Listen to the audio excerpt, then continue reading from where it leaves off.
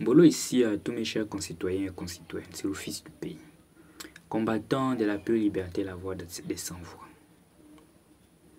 Je m'interroge bien pourquoi en Afrique,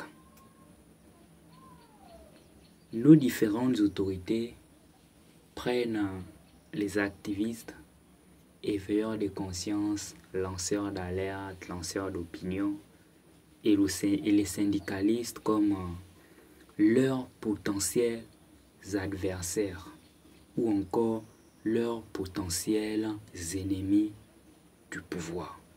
Mais bien au contraire, moi je pense que ce que nous faisons aujourd'hui, l'éveil des consciences, vous devriez en fait vous appuyer sur ça pour que l'Afrique devienne en réalité un seul et unique continent.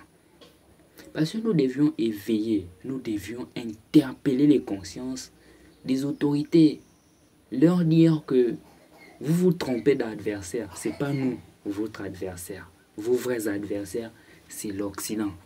Comme dit le capitaine Ibrahim Traoré, les impérialistes, ce sont eux en réalité vos adversaires politiques et vos potentiels ennemis. Ce sont eux, ce n'est pas nous.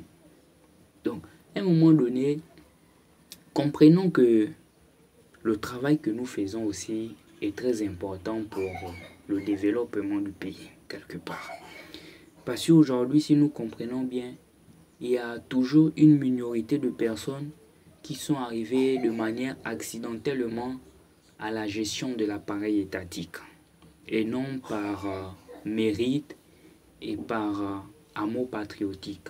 Et c'est toujours cette minorité de personnes qui font même croire aux personnes qui viennent avec l'envie de travailler que non. Si vous regardez ce que ces gens-là font ou disent, si vous faites des analyses, ce sont eux nos potentiels ennemis. Ce sont eux nos potentiels adversaires.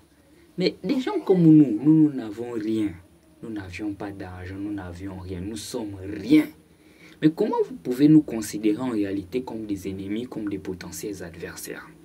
Expliquez-nous un peu, parce que nous ne comprenons pas.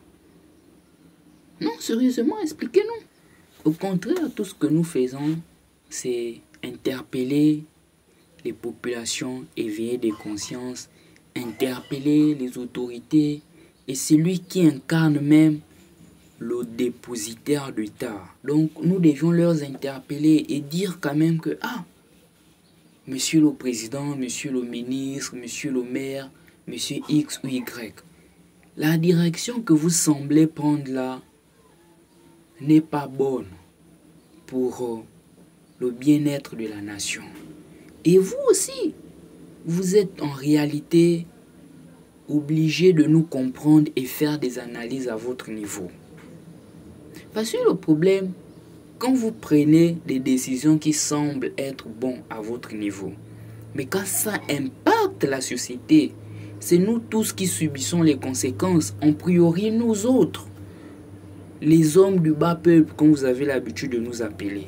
Parce que c'est nous qui subissons plus les mauvaises décisions que prennent les politiques. Donc pour cela, le boulot que font les activistes, les éveilleurs de conscience, les lanceurs d'alerte, le syndicat, ne prenez pas ça en mal. Considérez que c'est une école aussi et c'est une épreuve pour mieux avancer. Cessez de nous considérer comme vos adversaires, comme vos potentiels adversaires, comme vos potentiels ennemis. Non, c'est loin de ça. Nous ne faisons pas ça parce qu'on veut nuire le pouvoir des X ou on veut nuire la personnalité des X ou Y. Non. C'est le devoir patriotique qui nous oblige aussi à dire que non, là quand même, la direction que monsieur le président veut prendre n'est pas bonne. Là, c'est que la décision que monsieur le ministre veut prendre n'est pas bonne. Là quand même, la loi que les députés ont votée, les sénateurs ont ratifiée là, n'est pas bonne. Et prière de nous écouter aussi parce que vous êtes au service de ce peuple. Bonne journée à tous, c'est le fils du pays, combattant de la pure liberté, la voix des sans-voix.